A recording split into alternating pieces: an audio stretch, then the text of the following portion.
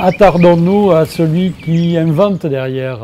On n'est pas obligé d'inventer, mais au moins mettre les produits qu'il faut, quoi. Recherchons un peu la qualité et derrière, faisons vivre un peu le petit producteur qui va... C'est une démarche que beaucoup de chefs font maintenant. Quand je cuisine, toujours dans ma tête, le visage de client, ça c'est sûr. Ouais. Je demande toujours à serveur, serveuse, qui est venu, qui sont là maintenant, comment il est, comment il mange. C'est pour moi très important. J'ai rencontré des femmes extrêmement dynamiques, intelligentes, pertinentes, volontaires, batailleuses.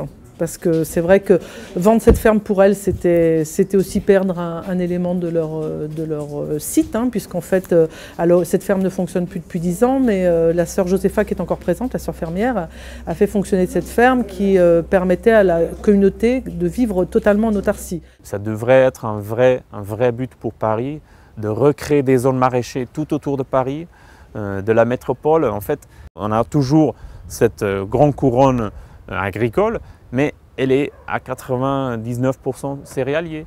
Et ça n'a pas beaucoup de sens d'avoir des céréales directement autour de la ville. Les céréales, on a besoin de les bouger, de les transporter une fois, 2 fois par an. Les salades, on les transporte tous les jours.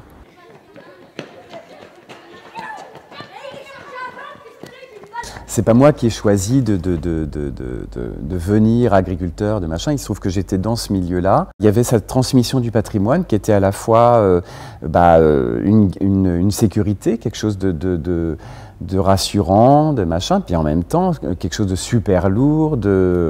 Enfin, on ne sait même pas si on a le droit de le refuser, ce truc-là. Tu sais comment je m'appelle? Non. Non, c'est vrai, tu vois. Je m'appelle Raoul Nitrate. Et tout ça, c'est à moi.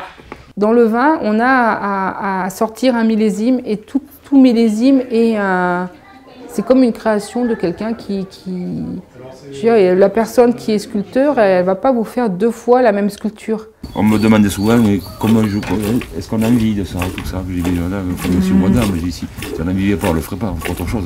Et je sais pas. Parce qu'il paraît, pour certains, pour beaucoup de gens, ça leur paraît, c'est bizarre. Hein.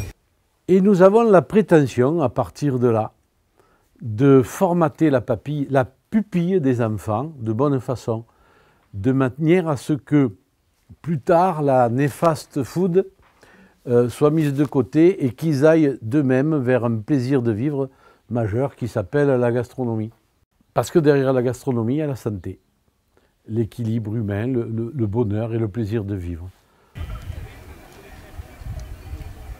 Je suis super fier de pouvoir dire que tout le monde m'a aidé, quoi.